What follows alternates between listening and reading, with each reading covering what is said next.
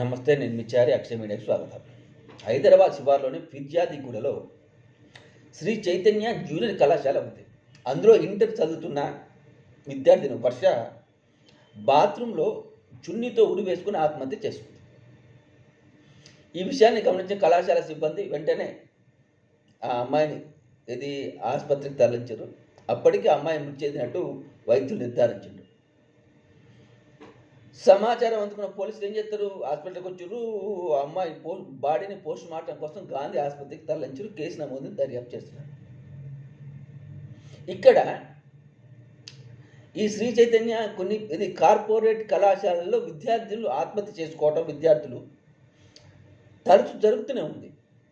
మరి ఈ తప్పెవరిది అనే విషయంలో అటు ప్రభుత్వాలు కానీ ఇటు పోలీసులు కానీ పట్టించుకోవటం లేదు. ఎందుకంటే తమ పిల్లలకు ర్యాంకులు రావాలనే ఉద్దేశం చేత కార్పొరేట్ కళాశాలలో చదివించే తల్లిదండ్రులు బాగా చదువుకో ర్యాంకులు రావాలంటే ఒత్తిడి చేస్తారు.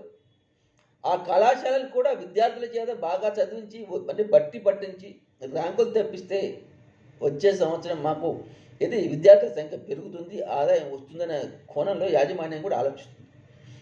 అటు తల్లిదండ్రులు ఇటు కళాశాల యాజమాన్యం అంటే కళాశాల సిబ్బంది అంటే బోధించేవాళ్ళు చేస్తున్న ఈ ఒత్తిడికి తట్టుకోలేక విద్యార్థులు ఆత్మహత్య చేసుకుంటూ ఇలాంటి సంఘటనలు చాలా జరిగినాయి.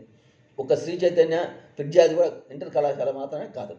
కాబట్టి ఇప్పటికైనా అటు పాలకులు ఇటు పోలీసులు మేల్కొని అసలు ఈ ఆత్మహత్యలకు కారణం ఏంటి, వాళ్ళు ఎందుకు మానసిక ఒత్తిడికి గురవుతున్నారు, ఇటు విద్యాశాఖ కూడా దీని మీద విచారించాల్సిన అవసరం ఉంది. భవిష్యత్తులో భావితరాలు ఇలాంటి కళాశాలల్లో చదివి ఈ మధ్యలోనే జీవితాలను ముగింపు చేసుకోకుండా చూడాల్సిన అవసరం కూడా ఉంది. లేదంటే ఈ నారాయణ చైతన్య ఇలాంటి కళాశాలల ఆగడాలు మరింతగా పెరిగిపోతాయి.